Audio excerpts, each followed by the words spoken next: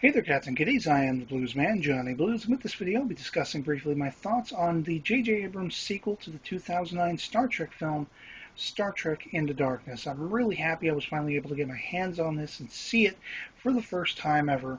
And I have to say, I was actually thoroughly impressed with the film. And this is coming from somebody who considers them a pretty devout Trekkie with all of the Star Trek I've seen. I mean, I love pretty much all of the different series that you have. There's like 5 of them. I love all of the movies.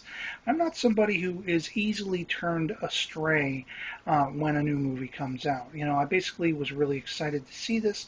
I did have qualms and anxieties going in about the recasting and reusing of Khan and things like that, but walking away from watching this film, something I found absolutely intriguing and compelling was that, in essence, this was really turning on its ear that age-old what if. If you've ever watched Wrath of Khan and you know of the sacrifice that is depicted in that film to save the day, to save the Enterprise and its crew and everything like that, you're really, at some point in your life as a Star Trek fan, you're going to ask the question, what if the roles were reversed for whatever reason?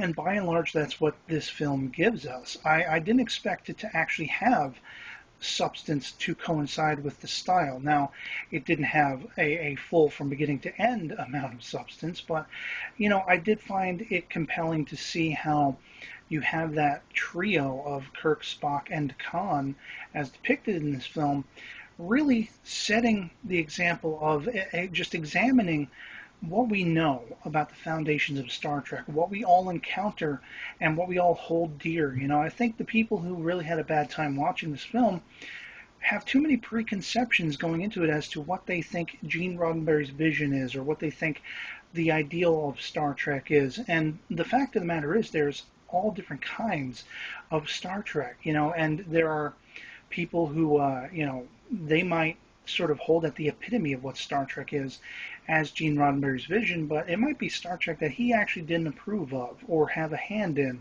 And so this is a movie set apart from the others, of course, continuing on from the 2009 Trek. And we have Section 31, which is really interesting to me, coming back and rearing its ugly head, sort of building on the foundations of what began in the series Enterprise, whether you like that or not. I actually do. And I just found it really intriguing to see a stumbling Kirk who is still cocksure, still impetuous as hell. He is making mistake after mistake, and he has to earn the right to be even remotely able to stand toe to toe with the Kirk of old. And I think it's arguable by the end, if that is the case.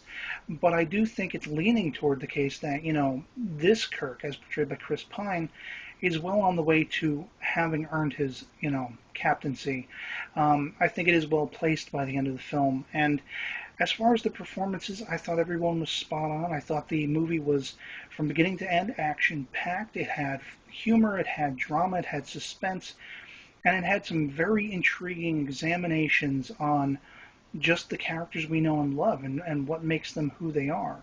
And when faced with a similar sort of, problem that Khan represents, whether you can accept Cumberbatch as portraying the role, basically made famous by Ricardo Montalban, I think if you can get past preconceptions, you can find a lot of value in this film as far as just really putting, a magnifying glass to what makes these characters great, what makes them people you can see as idyllic, And by the end of the film, it's very funny to me how people will say this is not Star Trek, it's not the Star Trek I love. And the people defending the principle of what that Star Trek is are the characters that you're not giving a chance. And, subsequently the director and writers too. So I was very happily surprised to have walked out seeing this movie and just thoroughly enjoyed it. And I'd love to hear from you guys in the comments below what you thought of Into Darkness if you've seen it. If you think it was the worst Star Trek movie ever, please tell me what you think the best Star Trek is. Give me, examples here, because I just can't gauge what people's opinions of Star Trek is. It seems to be all over the map. And that'll be it for me. So I'll catch you later. Peace.